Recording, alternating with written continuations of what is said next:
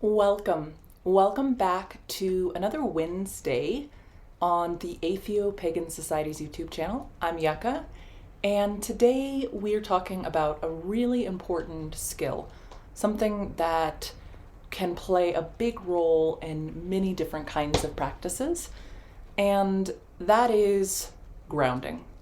Grounding or centering or both. So actually, that's probably a really good place to start with is, well, what is grounding and or centering? So some people use those terms interchangeably to mean the same thing, and for some folks, grounding is more about connecting with the earth and one's surroundings, while centering is more about connecting with oneself on the inside. Now, for me, I don't really see those two things as separate. I see that those are very, very connected. So I tend to use the terms interchangeably, but you're welcome to use them however you do, or if you have insight in other ways that they're used, please let us know in the discussion below. So what is this grounding thing, right? It's trying to be present. It's a reminder, a moment of being really present with oneself and the surroundings. And why would we want to do that? Well, maybe because we're about to go into ritual. Maybe because we are about to film a video for YouTube and feel a little bit nervous about it. Or we want to just be more present with our family, at our job. There's something emotional going on, or you just want to connect in and be present. Times that I find grounding really helpful, again, like going into ritual, but also somebody just cut me off in traffic, or my spouse said that thing again, right? I find it really helpful to have a practice that lets me calm down, be really aware, focus, notice what matters, how I'm feeling, and feel a little bit more, not necessarily in control of the situation, because I don't control the situation, but I do control my response to it. And so being more aware of how I'm feeling, what's going on, everything around me, puts me in a better position to be able to respond that way, in the way that I would really like to. So there's a lot of different ways to go about grounding, but I'm going to talk to you about some of the ways that have really worked for me. So the first thing to say is that this really does take practice. It's a skill. It's not something that we don't have to think about, that we just know how to do, like blinking, right? Until I just mentioned blinking. Now you are doing it without thinking about it, and now it's awkward. But when you're not thinking about it, then you just do it. But grounding is something that is like walking or riding a bike or learning to drive or learning to write. All of those things we have to practice and do them over and over and over again. Now, probably for those of you who do drive, the first few times you got in a car, you had to think about everything, right? Over and over, it's like, okay, wait, so how do I shift, or which pedal is which, or, all of those things. And grounding can be like that too. So I really encourage taking time to practice it, and to start maybe first with giving yourself some time to work on it. So like maybe setting some time aside and going, okay, I'm going to work on just calming myself down, being really aware, being very present. And then as time goes on, you can work on shortening how long it takes you to get to that state. And there's a couple of kind of fun tricks that I'll tell you about as well. But let's start with how to get into that state. So first of all, being your physical matters. So when you're just learning to practice to really kind of be present and calm and tune in, it probably would help to do things that feel comfortable to you, right? Step away from maybe the really loud busyness of maybe don't practice this in the middle of a busy park. Maybe go to your bedroom or your living room, someplace quiet, or if there is a quiet park that you could go to, and take a moment, step out of that, maybe enter into ritual space if you'd like to, and start to focus on breath. I know this sounds cliche, but it really, really is important.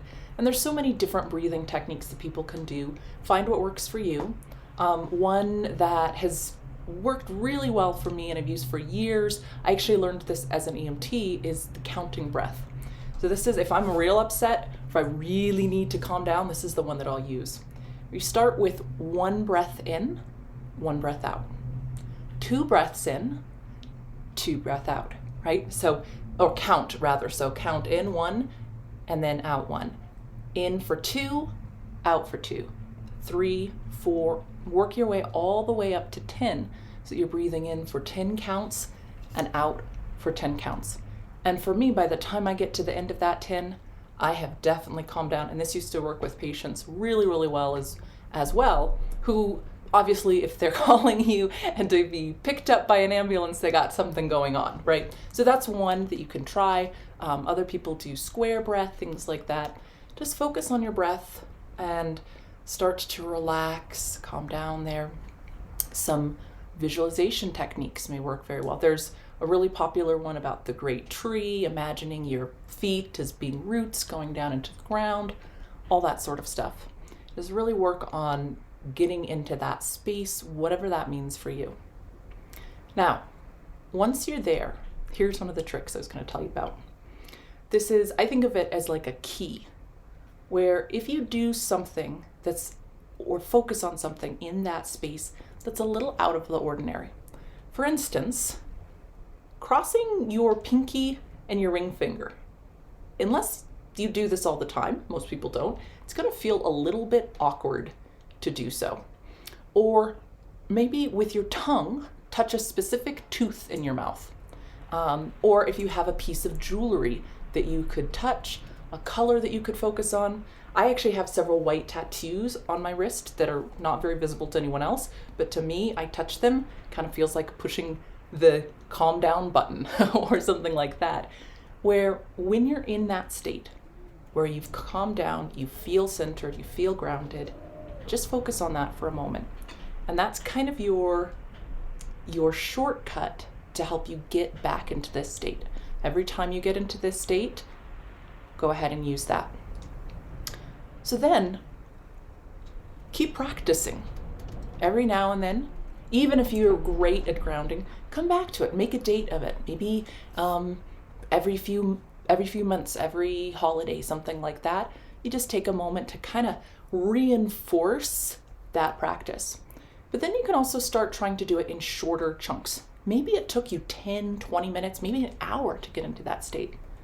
Try now doing it with 5 minutes. And get really good at being able to get into that state in 5 minutes.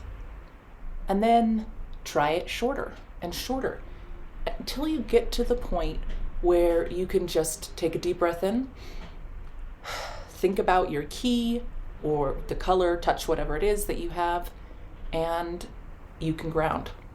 Now, is this going to be foolproof? Is this magic with a capital M? No, right? It's not. This isn't just like something that you can absolutely make happen, but it really, really helps. It's a tool that you have, and the more you practice it, the better you get at it, right? For instance, if you drive stick, think about the first time you tried to switch gears. Now you don't even think about it. Now I know a lot of people don't drive sticks, so any other thing that you can come up with that's like that just took practice. You don't even have to think about it now, and you can use it when you need to. Now, the other trick that I was going to suggest is habit stacking. So thinking about grounding, for me, I want to ground and be present in my life as much as I can, because this is it, right? This is the life that I get. And so I make a point to try and ground in the morning. I make a point to ground in the evening. But throughout the day, there are some little habits that we have that we do constantly. And these are things, at bare minimum, you use the restroom multiple times a day, right? that's a place to start. But let's say every day you roll out of bed and you go and you make yourself some coffee or tea or something like that. That's a moment that you have a lot of opportunity to add something into your day because you're already doing it. So if you're already every single day pouring your cup of coffee, take 30 seconds and ground, right? Or you could do that when you use the restroom, or every time you get in the car, you click your seatbelt, take a moment, be present, ground. So this is a fun topic, and I'm sure this is something that all of you have a lot to share about as well. If you have any interesting tips, tricks, I left out so much stuff. We could talk about this for hours, so let us know what you think. And thank you so much, everybody. We are just so happy and grateful that you're here and we're getting to do these videos together.